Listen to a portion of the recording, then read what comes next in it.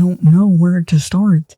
Until now, it's only felt like a bad trip. It started as any normal night for a college loner. A game console with 4 controls, a party game guaranteed to send us to the ER for carpal tunnel, and enough beer to drown a mid-sized dog. It was destined to be a night of stupidity, glee, and light-hearted antics. Since I'm the pre-gaming master, I already had a few drinks down to celebrate the end of finals week, and before we go back home for the holidays, it was amazing to let my brain have a break after all the stress it suffered. Potential dependence be damned. JT was the first to show up. If I had to describe him in a few words, it would be if Abe Lincoln was built like a Mack truck, with fingers like sausages. Despite his imposing stature, he's relatively mild-mannered,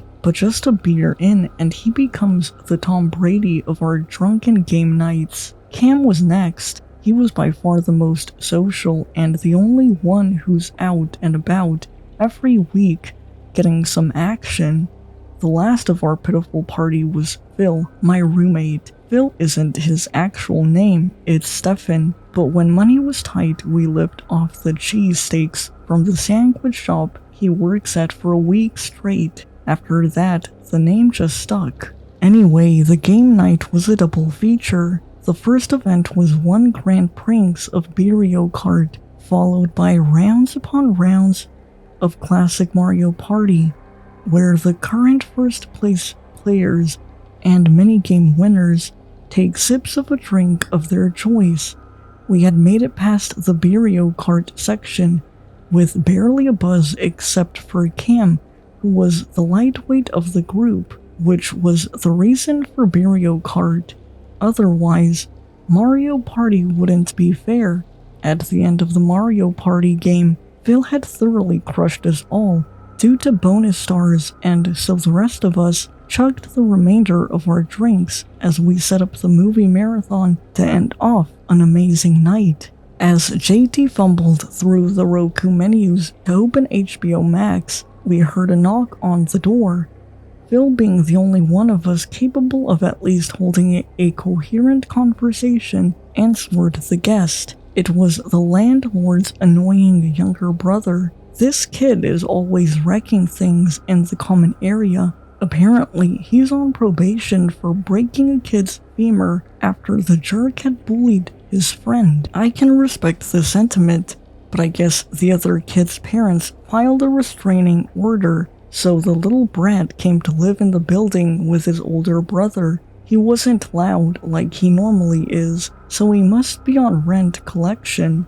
I somehow managed to get out where I put the rent money between all the slurred speech. We went back to picking a movie when we heard another knock.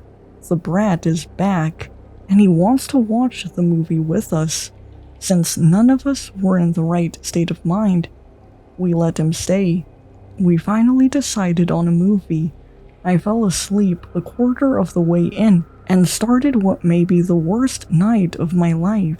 It was a pleasant dream. I woke up next to my buddies and the brat in the same room. We're all just stretching, Phil already picking up some of our stuff in the process. As per my typical routine, I go to the windows to hopefully catch a whiff of the coffee shop across the street from the apartment complex. What I came across was a solid brick wall on the other side of the window. Next thing I know, we all hear a loud bang and turn to find the brat's upper arm scraped by the bullet. Blood slowly trickled down to his forearm as the poor kid hyperventilated through the pain.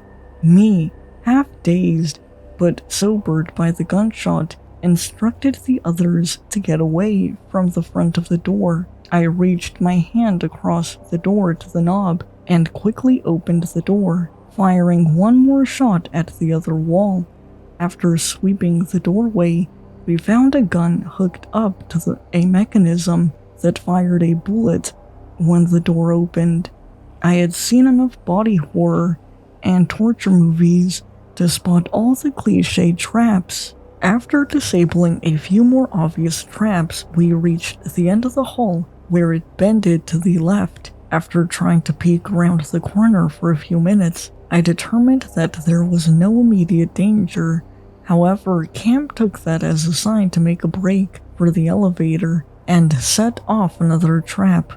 I luckily managed to grab him and pull him to safety. When I felt this sharp pain in my leg, a bit of shrapnel left a cut in my calf. After dressing my wound, me and the other guys inspected the scene and found that what cut me was shrapnel from a pipe bomb trap, which was set up in the first room to the left. Whoever crafted these traps surely wanted us dead. JT, who was more toward the back, told us he heard footsteps. We all jumped up and rushed to see if there was anyone else in peril, but what we found still haunts me every night. It was a man in an off-white suit that seemed to glow in the darkness, and he was wearing an old bowler hat or fedora. We all ran towards him shouting, but he didn't respond. He just stood there. He stood there until we were about 5 feet away, and then he started moving. He started to slowly turn his head, and that's when we saw what he looked like. His face was compromised of nothing but darkness, and in place of his eyes seemed to be glowing orbs. We all violently shook awake from the worst group trip imaginable. The first thing on our minds were, why was the apartment complex booby-trapped, and who was the mysterious Hat Man?